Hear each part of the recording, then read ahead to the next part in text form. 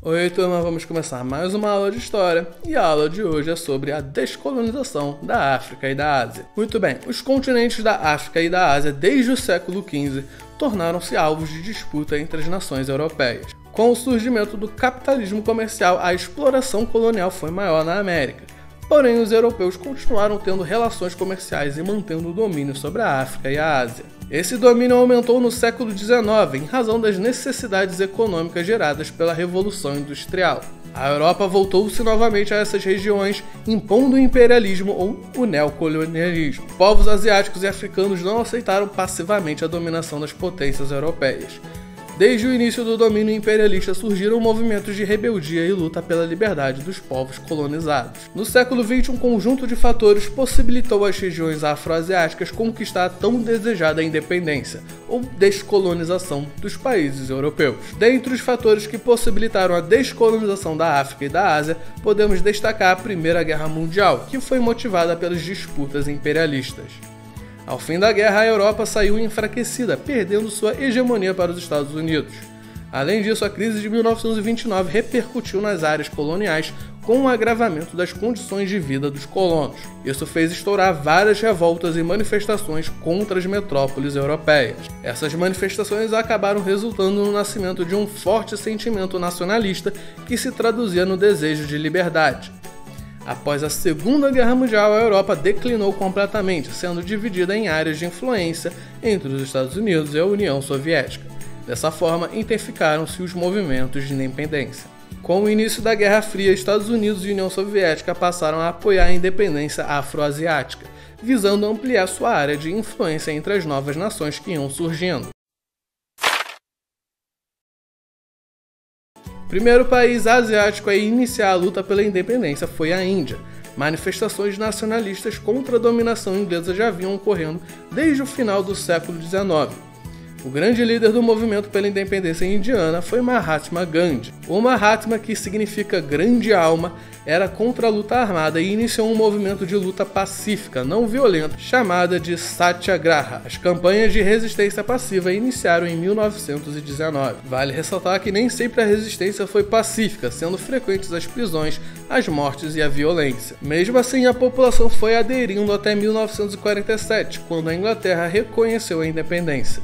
Devido ao constante conflito entre os hindus e muçulmanos que habitavam a região, o território foi dividido em dois estados independentes, a União Indiana para os hindus e o Paquistão para os muçulmanos. Em 1971 é constituída a República de Bangladesh, a partir da separação do Paquistão Oriental do Paquistão Ocidental. A Indonésia é formada por cerca de 17 mil ilhas, das quais 6 mil são habitáveis. As que se destacam são Java e Sumatra. Desde o início do século XVII até 1941, o arquipélago esteve sob o domínio holandês. Em 1941, durante as ofensivas da Segunda Guerra, o Japão passou a dominar a Indonésia, o que levou à formação de um movimento nacionalista de resistência, liderados por Alimed Sukarno. Com a derrota japonesa em 1945, o movimento de resistência proclama a independência do país. Essa independência não foi aceita pela Holanda, que iniciou uma tentativa de recolonizar a Indonésia. Sukarno, unindo os nacionalistas, liderou uma guerrilha contra os holandeses, que em 1949 são obrigados a reconhecer a independência da Indonésia. Em 1955, a Indonésia sediou a Conferência de Bandung, reunindo diversos países africanos e asiáticos recém-independentes. O objetivo dessa conferência foi promover uma cooperação econômica e cultural entre eles. A Indochina era uma região formada pelo Vietnã, Laos e Camboja. Em 1887, essa região foi conquistada e submetida ao colonialismo francês. Em 1940, durante a Segunda Guerra Mundial, a França foi ocupada pelos alemães, cessando seu domínio sobre a região. No ano seguinte, em 1941, os japoneses ocuparam toda a Indonésia. Isso levou à formação de um movimento de resistência nacionalista comandado pelo Viet Minh, uma liga revolucionária liderada pelo comunista Ho Chi Minh. Após a derrota do Japão na guerra em 1945, foi proclamada a independência do Vietnã do Norte. Os franceses não reconheceram o governo de Ho Chi Minh e tentaram, a partir de 1946, recolonizar a Indochina, ocupando as regiões do Laos, Camboja e o Vietnã do Sul. Isso desencadeou a Guerra da Indochina, que se estabeleceu até 1954, quando os franceses foram derrotados. Nesse mesmo ano ocorreu a Conferência de Genebra, na qual os franceses reconheciam a independência da Indochina.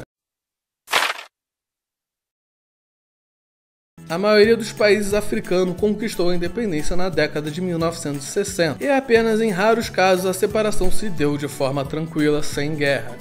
O Egito estava sob domínio francês até 1881, quando a Inglaterra assumiu o controle do território.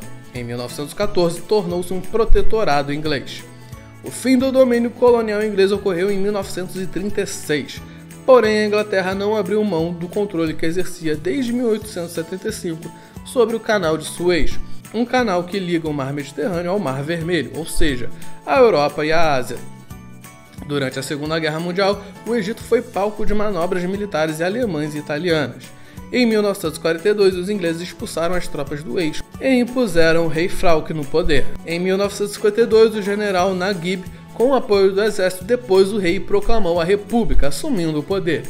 Em 1954, o coronel Gamal Abdel Nasser substituiu o general Naguib, mantendo-se no poder até 1970. A Argélia esteve subordinada ao colonialismo francês desde 1830. A partir de 1880, iniciou-se o processo de imigração francesa para o território argelino, ocupando as melhores terras. Os colonos franceses na Argélia, denominados pré-pretos, tinham condições de vida superiores aos dos argelinos e o grau de discriminação era muito grande. Em 1945 ocorreram as primeiras manifestações pela independência. Essas manifestações foram lideradas por muçulmanos, grupo religioso predominante na Argélia, mas foram prontamente sufocadas pelos franceses. A derrota francesa na Guerra da Indochina em 1954 evidenciava o enfraquecimento de seu poder. Nesse mesmo ano, a população muçulmana da Argélia voltou a se colocar contra a França, através de manifestações que resultaram na criação da Frente Nacional de Libertação. Ainda em 1954 iniciou a Guerra de Independência, que deixou um saldo de milhares de mortos. Em 1962, após 8 anos de guerra, foi assinado o Acordo de Évian, segundo o qual a França reconhecia a independência da Argélia. Portugal foi o pioneiro nas grandes navegações a partir do século XV. Em 1415, os portugueses iniciaram a conquista de várias colônias, como a tomada de Ceuta na África. Durante o neocolonialismo, as possessões portuguesas ficaram reduzidas a Angola, Moçambique, Guiné-Bissau e aos arquipélagos de Cabo Verde e de São Tomé e Príncipe. A crise na qual mergulhou o Império Português no século XVIII levou à perda de grande parte de suas colônias para os espanhóis, holandeses e ingleses. Se comparadas a outras regiões da África, as colônias portuguesas levaram mais tempo para obter a independência. As negociações só ocorreram no fim do regime salazarista em 1974. O caso mais violento foi de Angola. A partir de 1975, a luta pela independência virou uma grande guerra civil, finalizada apenas em 2002, com 1 milhão de mortos. Um dos fatos mais marcantes no processo de descolonização africana foi o Apartheid, regime de segregação racial que diferenciava negros e brancos na África do Sul.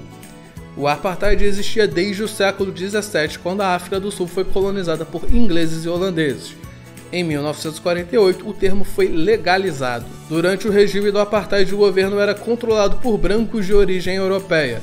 Aos negros eram negados direitos sociais, econômicos e políticos. Algumas leis do regime visavam proibir o casamento entre brancos e negros, a circulação de negros em determinadas áreas da cidade e instalações públicas, a declaração de registro de cor, entre outros. Esse regime teve fim em 1990. Um dos maiores opositores do Apartheid foi Nelson Mandela, preso em 1964. Em 1994, Mandela assumiu a presidência da África do Sul, tornando-se o primeiro presidente negro do país. Podemos dizer que a principal consequência no processo de descolonização da África e da Ásia foi a criação de um novo bloco de países. Esses países recém-independentes, juntamente com a América Latina, passaram a compor o chamado Bloco do Terceiro Mundo. Essa denominação deve-se ao fato de que os países originados a partir desses processos de independência acabaram por manter vínculos de dependência econômica. Os países capitalistas desenvolvidos formaram o bloco do primeiro mundo, enquanto os países socialistas desenvolvidos formavam o bloco do segundo mundo. Vale lembrar que, no decorrer dos anos, estas denominações foram perdendo a sua popularidade. Então é isso, turminha. Terminamos a aula de hoje. Tchau, tchau e lavem as mãos.